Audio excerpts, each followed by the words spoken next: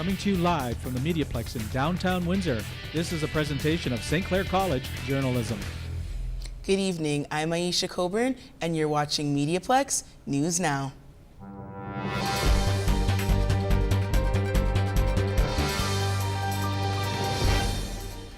A new bill is about to be passed, making it mandatory to have CO detectors in buildings. Mandy Matthews took a look at this bill to bring you the story.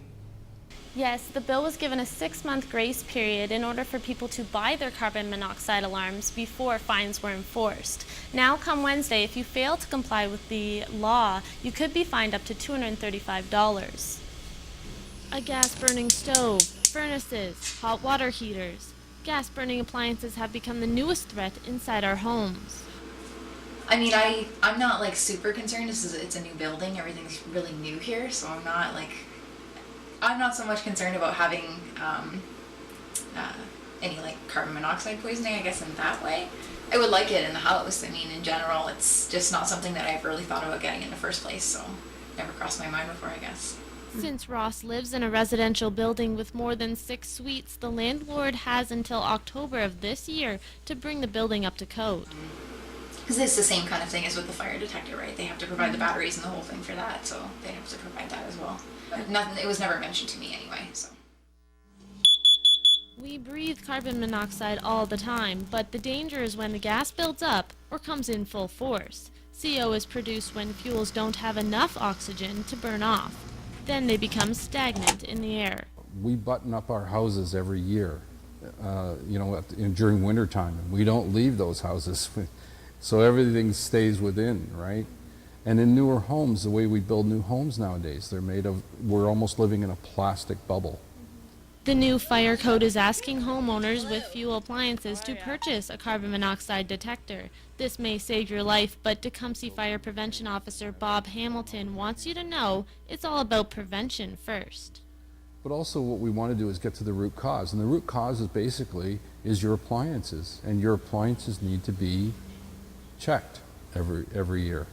Tecumseh Fire has responded to 16 calls this year, whereas Windsor responds almost daily. Both departments will be heading out twice a week for 8 weeks for home inspections. So we want to give people the opportunity to purchase them, give them some time. We want to educate people of the law. And that's the reason for the grace period. It's educational. Alarms regularly range from $30 to $60 and various in warranties. Hamilton tells me that the 5-year model is only lasting about 4 years, and they are currently tracking the 10-year model. Also, in newer homes, they are installing the combination unit of smoke and CO alarm. Spring is in full swing as the temperatures are rising and the grass is getting greener. Reporter Kenneth Bullock is on the corner of Victoria and University to bring you an early look at the weather. Kenneth? Thanks, Aisha. It's a balmy 17 degrees out here right now. Tonight will be a low of 3. Usually around this time of year, it's a high of 13 with a low of 3. Stay tuned later in the forecast where I'll give you our full weather report. Back to you, Aisha. Thanks, Kenneth. Pageant season is underway, and the 2015 Miss Universe Canada preliminaries have just been held at the Capitol Theatre. Bobby Jo Keats reports. The 2015 Miss Universe Canada pageant preliminaries for Western Ontario took place at the Capitol Theatre on April 11th. Sunny Borelli serves as the Western Ontario Regional Director. This is probably the second most important pageant in all of Canada because this is the preliminary show that qualifies the top 5 to move on to the national show. And our national show is the biggest pageant in the world, in Canada, because it is the Miss Universe Canada organization. Casting calls began in October and 17 finalists were chosen. Shortly thereafter, preparations were underway. Jillian Parent is currently the reigning Miss Tecumseh and tells us how she has been helping the girls prepare. I'm responsible for training the girls and getting them ready for the event like tonight, so their stage presence, their walks, their attitude, their confidence, and just getting them mentally ready for what's to come after this. 25-year-old Cassandra Hilborn is one of the 17 contestants and discusses some of the preparations involved in training for the pageant. We're working on our poses, our stage presence. Aside from that, aside from the walking and whatnot, there's also an interview component to it. Of the 17 contestants, only 5 finalists are chosen to go on to Miss Universe Canada. I'm Bobby Jo Keats reporting for MediaPlex News. Speaking of pageants, Miss Tecumseh 2014, Jillian Parent, is holding a fundraiser this Friday. It is a pasta dinner to raise money for the Sick Kids Foundation. Tickets are $20 and can be purchased by calling 519-890-5705. The event will be held at the Serbian Center on Tecumseh, with doors opening at 5:30 p.m. and dinner being served at 6. Now, our UK correspondent, Sean Preble, takes us through London one more time in this final edition of MediaPlex British Beat. Welcome back to the United Kingdom. I'm Sean Preble, and I'm here at Liberty Keys, the student accommodation I've been living at while here in Kent. As I mentioned last week, I saw so much of London that I was unable to fit it into just one edition. And so I decided for this final edition, I would show you what else I saw in the capital city of the United Kingdom. Enjoy. We're starting in Trafalgar Square, built around the former Charing Cross area. Many events take place here, including International Pillow Fight Day and St. Patrick's Day. The square is home to the Nelson Column, in honor of Vice Admiral Nelson, who died on the HMS Victory during the Battle of Trafalgar. 4 panels depict this battle and 3 others from the French Revolutionary and Napoleonic Wars. It is surrounded by 4 bronze lions, which tourists take photos on as a part of visiting London, though it may actually be damaging the 144-year-old sculptures. The square is also home to the 4th plinth, which features different commissioned works such as the Hun Cock last year and the newly unveiled Gift Horse. The National Gallery and the National Portrait Gallery can both be visited in Trafalgar Square, as well as Canada House, one of 2 buildings part of the diplomatic mission of Canada in the UK. From there we head further into the city of Westminster to the heart of UK's government, the Palace of Westminster, where both the House of Commons and House of Lords meet. First built in the Middle Ages, it was the primary residence of the Kings of England before 2 large fires destroyed much of the complex in 1512 and 1834. It was rebuilt in 1840 and had repairs done following the bombing in World War II. The most famous tower is Elizabeth Tower, best known as Big Ben, which entered service in 1859 and strikes the hour within a second of the time. At the palace's north side is Westminster Bridge, which connects Westminster with Lambeth across the River Thames. It also links the palace with the London Eye on the east side, the largest observation wheel in Europe, and once the world's largest from 1999 to 2006 at over 135 meters. One can see around 40 kilometers all the way to Windsor Castle on a clear day. It has 32 capsules, one for each of London's boroughs, which hold up to 25 people who can freely walk around. It rotates at 26 centimeters per second. St. James Park is one of the royal parks of London, lands that originally belonged to the monarchy. It is the heart of ceremonial London, and pageants such as the Trooping of Colour take place here. My final stop on this trek through London was, of course, Buckingham Palace, which has served as the official London residence for Britain's sovereigns since 1837. With 775 rooms, it is the administrative headquarters of the monarch and place of royal ceremonies, state visits, and other events and receptions. Outside the palace is the Victoria Memorial, unveiled in 1911, though not completed until 1924. It was first suggested by King Edward VII to be built in honor of Queen Victoria. It has since been used during Queen Elizabeth II's Golden Jubilee celebrations and to celebrate the success of Britain's teams during the Olympics. Thanks for tuning in to the 15th and final installment of the MediaPlex British Beat. I hope all of you enjoyed learning about some of the well-known and obscure parts of this country. I want to thank all of you for coming with me on this journey. I would also like to thank the MediaPlex for giving me the opportunity to do these segments each week. And so, for the final time, my name is Sean Preble from London, England, back to the MediaPlex. Windsor is teaming up with Nicolas Cage to break a world record. Well, not with Nicolas Cage exactly, but his face. Matt Recker explains. I refuse to believe that. But what Hollywood actor Nicolas Cage may be coming to Windsor. Well, his face anyway. Local artist and entrepreneur Thomas Malone wants to break a Guinness World Record for the largest mosaic ever, and he can't think of a better subject than Nicolas Cage. Initially conceived, I realized it was initially conceived as a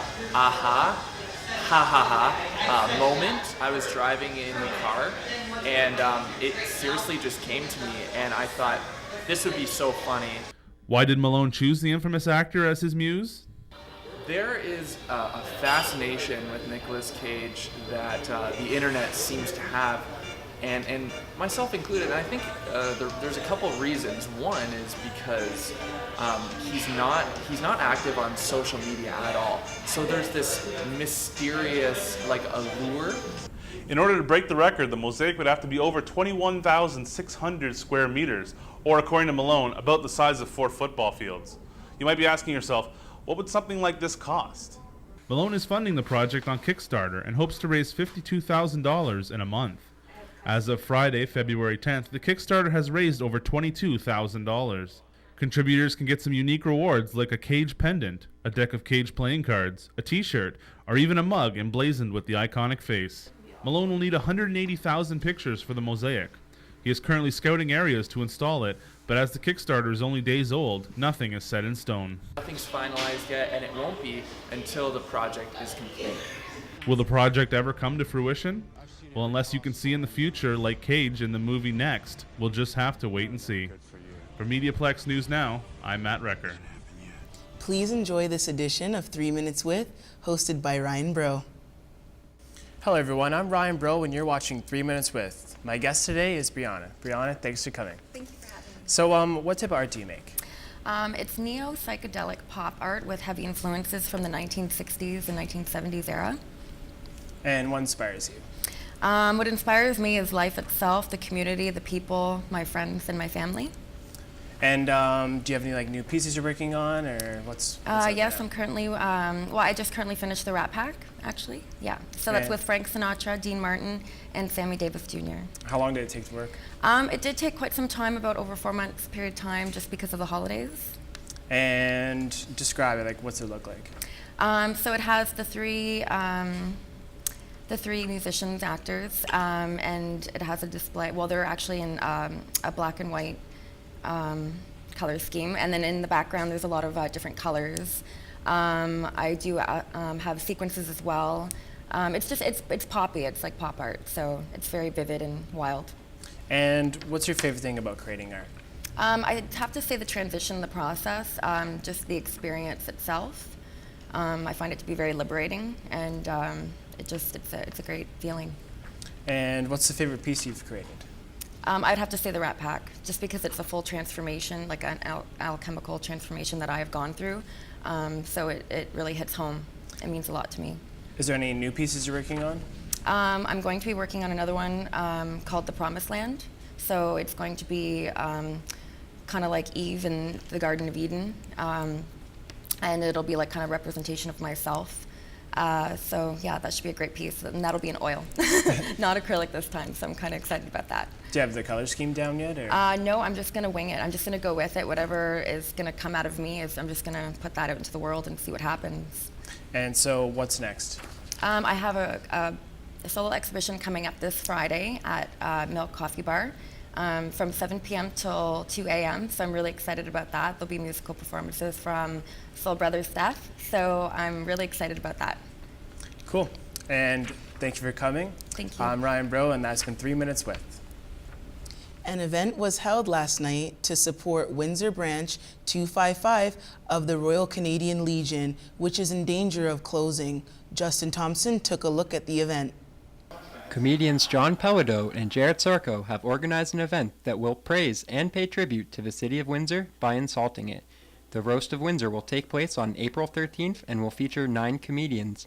The money raised from the event will go towards Branch 255 of the Royal Canadian Legion. The branch could have to close its doors for good if enough money isn't raised to keep it open. Over 400 people have joined the event on Facebook. Sorko said he is hopeful that Facebook attendees will translate into real attendees. I think people want Windsor to be made fun of. That's why so many people like the page. It's why people like all this. So I'm excited to see if Facebook attendees translate into real attendees. That'll be cool. Pellido said that first and foremost, he wants everyone to know the Legion needs help. I think it's been ridiculous. We work to put together events, myself and, other organizers. We work to make sure we analyze when the best time to put on events are and all that. And we pretty much broke all the rules. We didn't really promote this at all. And it's like over 300 people interested in attending without any actual promotion. So, we're really stoked if this is the level of interest that people actually have for this. And we hope to really fill it out and, hopefully make some money for the group. The Riverside Legion is located at 5645 Wyandotte Street East, and doors will open at 7 p.m. Tickets will be $10 at the door. For MediaPlex News Now, I'm Justin Thompson. Warm weather is on the way. Kenneth Bullock is outside the MediaPlex to give us a look at the 3-day forecast. How's it looking out there, Kenneth?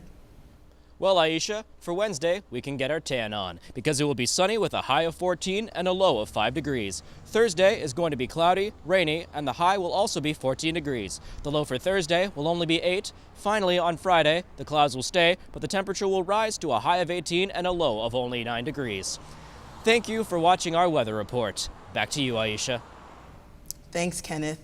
Nerds assemble. 3 MediaPlex reporters have put together a special show just for you. Please enjoy Entertainment Geekly.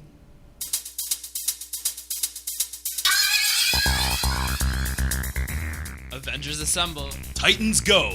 Justice League, get ready for another episode of Entertainment Geekly. I'm Ryan Adams. I'm Tyler Boysono. I'm Caleb Berkman, and we've got a great episode for you today. Tyler, why don't you start us off?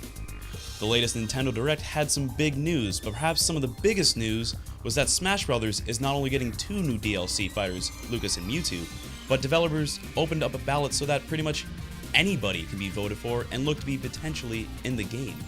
Ever want to see Master Chief take on Donkey Kong? I sure do. That joke was not entirely far off because Nintendo is not only looking at their roster of characters, it's open up to all IPs across all platforms. For example, Phil Spencer, the head of Xbox, says he welcomes the idea of his Xbox characters to make an appearance. So the highly fan-requested Banjo-Kazooie is not too far out of reach. This ballot also opened up indie devs to make a push to get their characters to suit up. Some worth mentioning are Shovel Knight and Super Meat Boy. Now that news is absolutely smashing. Ryan, what's next? The wait is almost over, Marvel fans. Daredevil is coming. Everyone's favorite lawyer by day and vigilante of Hell's Kitchen by night is making his way to Netflix this Friday. Crime-fighting lawyer Matthew Murdock doubles as Marvel hero Daredevil in the Netflix series, which is set to air all 10 of its episodes this Friday. The series will use the attack on New York from the Avengers movie as a basis for the increase of crime in the city, to which Murdock must fight against as both lawyer and hero. Critics are already raving about the show, with some calling it dark, gruesome, and beautifully shot. I know I'll be patiently waiting in front of my TV come Friday to start my binge-watching experience. Caleb, can you tell us about the next Hyrule adventure? Well, you should prepare your Master Sword and gather your Triforce quickly. Everyone's favorite green-clad, tunic-wearing hero is making his inevitable debut on the Wii U platform. For nerds everywhere, Link's return in the unnamed Legend of Zelda game could be considered a sensitive topic. The lack of what I'll call the Zelda factor in the past 2 games, Twilight Princess and Skyward Sword, upset so many. These things are expected for the new game. The developers have announced that a 2015 release date is no longer a priority, but according to game developer Shigeru Miyamoto, this installment is going to have the largest featured world in a Zelda game to date. He promises the game will go back to the original roots of what Zelda games are supposed to be. Many, including myself, are speculating to what this means. I'll speak on behalf of Zelda lovers everywhere when I say that we are hoping for harder dungeons, new and unique enemy characters, and being thrown into a world where you have to figure out what to do on your own. That is the Zelda factor, and that is what I'll be looking forward to, even more with a prolonged release date. That's all we have for today, folks, so until next time, Mike Aruba. Beam us up, Scotty. And remember, we'll be back.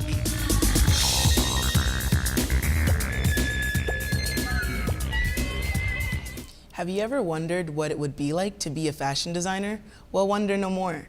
Ashley Ann Mentley and Alana Wills take you to the St. Clair College Fashion Design Program in this episode of Style File. Welcome back to the Style File.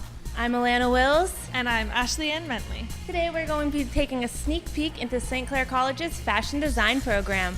We're going to find out what it takes to make it in the fashion world and get the scoop on their upcoming fashion show. Let's check it out. The fashion design program at St. Clair College is about to have its first ever graduating class. To celebrate the end of the semester, both first and second year students will be putting on a fashion show May 1st called Meet Me in Paris.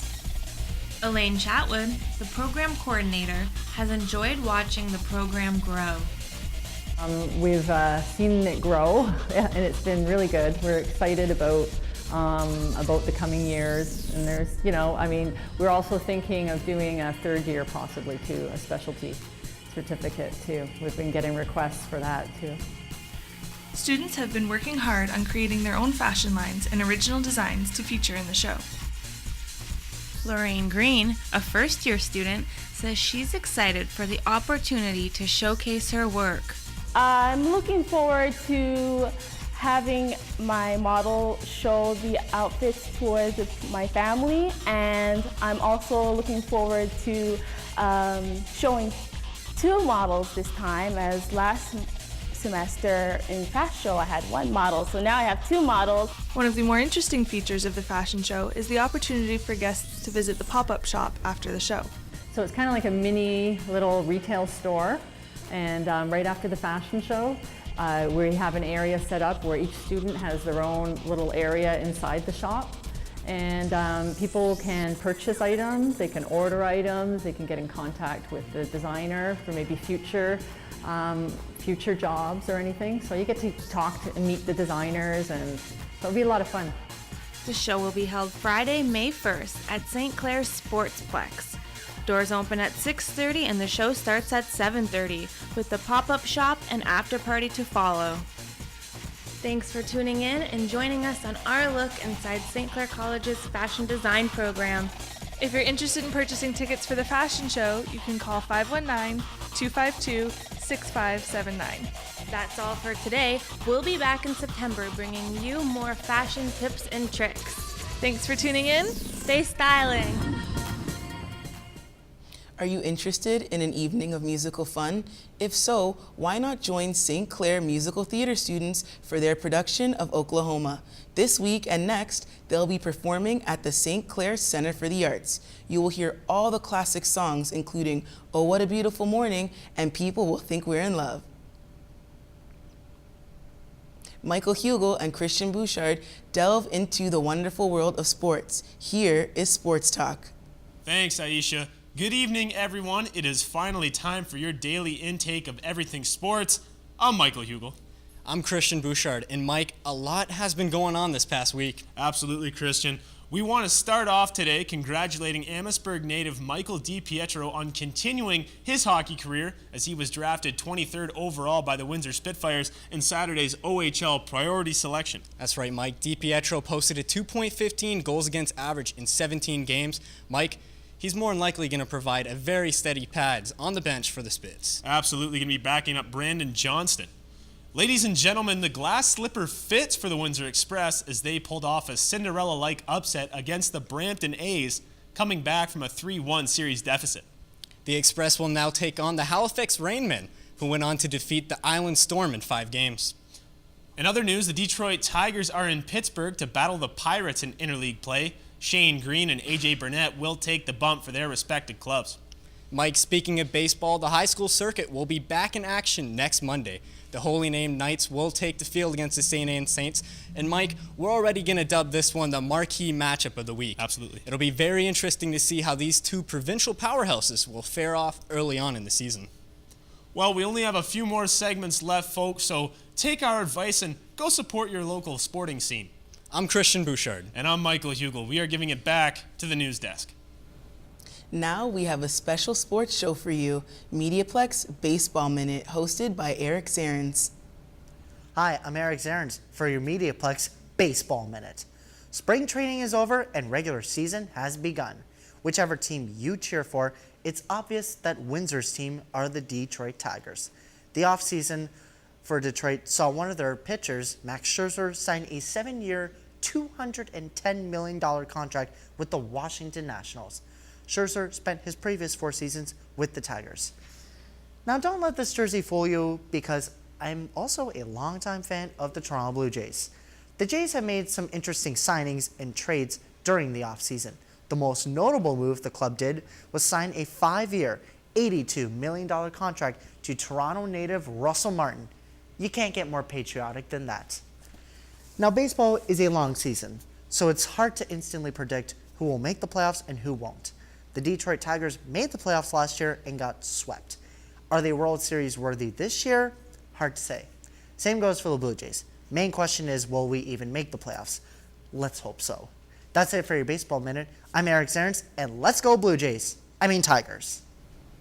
Keeping with the sports theme, the LaSalle Vipers recently played their third game against the Elmira Sugar Kings. Kenneth Bullock tells us more.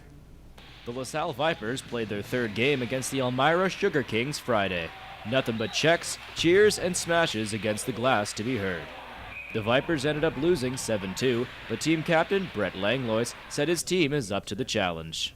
I think we did some things right in this game, but ultimately we have so much more to give.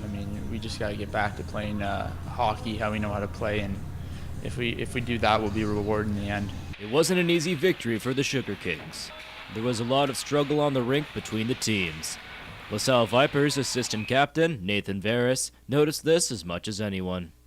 We still worked hard, and you can't discredit us for that, but we gotta bear down. These guys are good, and give them credit. They can finish when given the opportunity. That's the stuff that we gotta be able to cut out and bear down when we have to. The Vipers' next game against Elmira is tonight at 7. For MediaPlex News, I'm Kenneth Bullock. Are you a people person? Well, why not check out St. Clair College's Public Relations program? Students in the Public Relations program here at St. Clair College have a unique opportunity. Not only do they come here to learn all of the skills they need to be public relations specialists, but they learn in a multi-medium MediaPlex. And it's so important to be in a facility like this, where they know that when they go out, they will be competitive in their field. I decided to come to St. Clair College after university because I kind of feel like I needed a little bit more to kind of make myself marketable. I am a hands-on learner. I'm a doer, so I learn best and I can retain information more when I'm actually out using the skills that I'm taught. An example of where this program does that well was our photography classes. So in class we were taught different elements of photography. We were taught the rule of thirds and leading lines and angle and perspective, and then we were actually sent out into downtown Windsor, into the streets, and we were told to capture photos containing those different elements and bring them back to class and present them. And that's something that you can't just learn in the classroom. You have to learn that by doing it. So we actually developed an eye for photography and for getting good shots, and I really don't think that can be taught in the classroom. Hands-on training means they'll be marketable, that they can hit the road running when they go into a company. And that's what's setting our public relations program apart. And it's also why employers are coming to St. Clair's public relations program looking for good employees. Right now, I'm interning in corporate communications at Caesars Windsor. It's a really good place for an internship for a PR student because there are so many things that the casino does. After graduation, I was offered a part-time position at Caesars Windsor, so I am now an external communications specialist at Caesars Windsor. We give them a skill set that I believe will make them the most marketable of any public relations program. Thank you for tuning in. I'm Aisha Coburn, and you've just watched MediaPlex News Now.